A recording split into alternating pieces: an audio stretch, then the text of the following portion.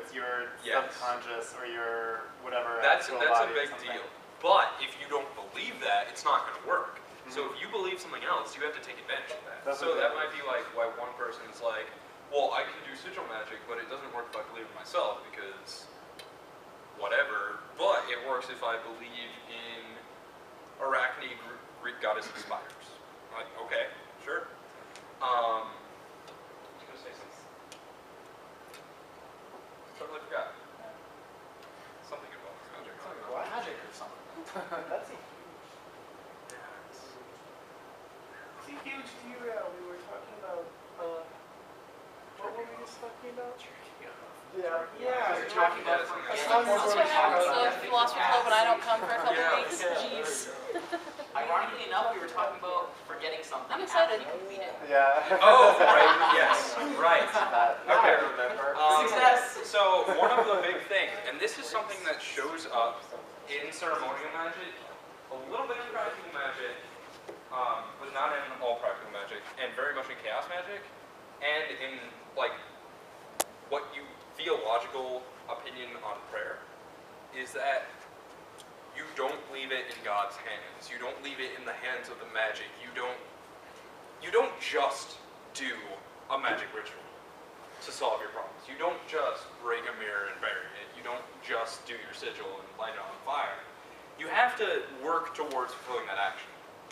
In certain cases, sometimes miracles will happen, and sometimes you're like, I need a refrigerator because my old one broke and I don't have $800. And then suddenly you've won a contest you didn't know you entered.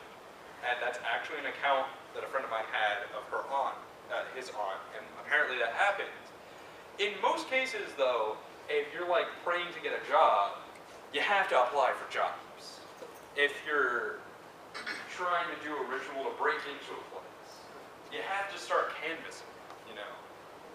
So that's something that's really good about chaos magic, really good about ceremonial magic, and something that can be problematic about practical magic, and to some extent prayer, when people do it in a certain way, is that sometimes you'd be like, well, I did this, so it's going to happen. No, you have to put effort into it. You have to, physically work towards your goal, as well as working towards it spiritually. Prayer, God doesn't work, not follow. Yes. God also says it. There's a Futurama episode that ends in a certain way with, I think it's Bender who It's says, the one where Bender talks to God and then God tells No, him. the satellite that crashed into God. yeah, Basically, like he said when you do things right, people won't believe Bender anything at all. So Bender takes it to me, oh, God doesn't do shit, that means it happened. But it was really God who was telling me to do this. yep. So that's really what it is. And also And the episode where Bender somehow It was, becomes God. yeah, Bender became a god. He becomes a civilization. Yeah. They destroyed Like in them. that one episode. Wait, where is it? He's outside talking We to go the from phone. He'll magic be right to back. Futurama. Yes. Total derailment. I just appear So, sometimes. it makes an important point is, Rush. and this is like the point that you take home to your family, you're like, guys, what I learned today is that when you're trying to get something done and you're putting your spiritual self into it, you still have to do it on the physical plane. You still have to work towards it. So that's the thing about magic that I don't think a lot of people realize. It's like, magic, that's all bullshit. Not necessarily. For a lot of people, it serves as a way of getting them to do what they need to do to get something done. And when it fulfills that purpose, you honestly can't tell whether or not your magic works. And then again, we were talking about summoning demons earlier. How do you physically work towards that? It's not the summoning demons, it's the result of the summoning demons. In fact, you should never go summon a demon for fun. That's a terrible idea. But you could summon a demon who knows about science to help you learn some chemistry if you really. There are certainly demons that will like apply fun to your life. But summoning demons just for fun, probably not a good idea. So when you're summoning a demon, when you're doing that, it's got a purpose, and the demon will say, you need to go do this, you also need to do this for me, and then you'll start to see that purpose happen, right? So if it's a coworker who you don't like and you want to get along better with, the demon might help you with that, but it's probably also you approaching it from a different direction. Or, you know, that's the kind of explanation that someone would give when you said, well, I summoned a demon, now I got along a lot better with my coworkers. They'll be like, well, yeah, it's just because you looked at it from a different direction, you started getting along with the coworker trying to. At that point, though, you can argue semantics over whether or not you actually saw the demon. Yeah. So, But like, then- they well, that's believe the that you thing. saw What if the you demon, wanted the whether or demon not to do something that you couldn't physically take steps towards? Then it's a matter of intention. If it's flight or something like that, Like levitate. then that's the kind of thing that you'd probably experience in the world of dreams or religious experience. That'd be like a douche, like scumbag Are demon. you telling me? I want to fly. Gives you a dream about flying. Are you telling me you can't do magic to make yourself levitate? Well, you can't break the rules of physics. That's weird. You're saying there is a physics of pursuit of reason. No, they work in tandem. Yeah, those laws like the same. Those laws are epistemological. Those have to do with how knowledge is. Of course, it's demons with knowledge of how to bypass the laws of physics. Probably.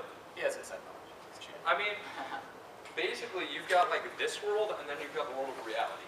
And it's not that they're pitted against each other; it's that they're working together in ways we don't understand. That's the law of synthesis, right? So you've got these two things that seem like opposites, but really there's a greater truth. There's something that's at another level. The other thing I was going to say. I need like a minute to grab this.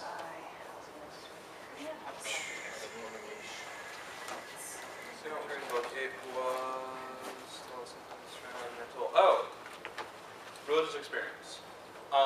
I would say that a lot of magical experiences just come down to religious experience, which is a very weird subject. And oh my God, read William James and Lewis Carroll. Yeah, because religious experience itself is very difficult to evaluate. Because typically, if someone tells you about a religious experience, you're just gonna be like, wait, what? You're saying that happened and you believe it fully. Well, I can understand why you would, but I'm not sure I can really. It doesn't make sense to me. So, I think what people don't understand about magic is it, when done in a certain sort of way, will have tangible benefits on your life in ways that don't necessarily seem obvious, but certainly serve a purpose. And as for the experience itself, I think you can just talk it up to the weirdness of religious experience or spiritual experience. It's the same with all religious experience. Across all religions, you never know if it's going to pay off in this life. Technically, almost all. Well, I mean, it's kind of supposed to pay off. It's something, Depends. There's what study was that? What There's running a, Explicitly pays off in this life. Magic. It says nothing. I mean, for Christianity, it doesn't pay off. there is That's what I said. there is a study, I forget what it's called, but the study has empirical evidence that religious people are happier than non-religious people. Also, Republicans are happier than Democrats. Republicans are getting their way. Yeah, that might be a, Oh yeah, but if you approach it from this perspective, right? Well, if you're religious, you're happier, so it works. So it's true.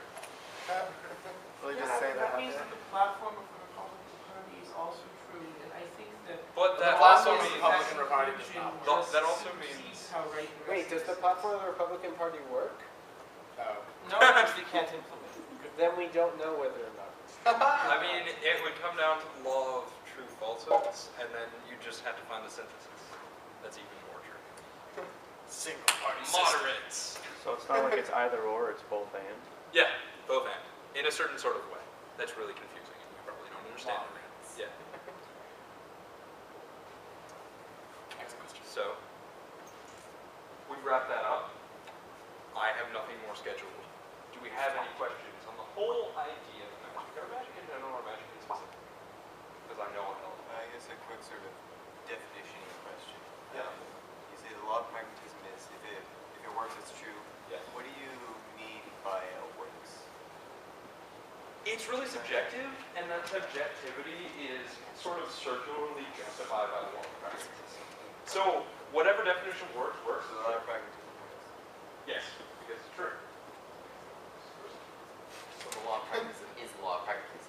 Yeah. You just say works. And tautologies are tautologies. Starts making sense. What?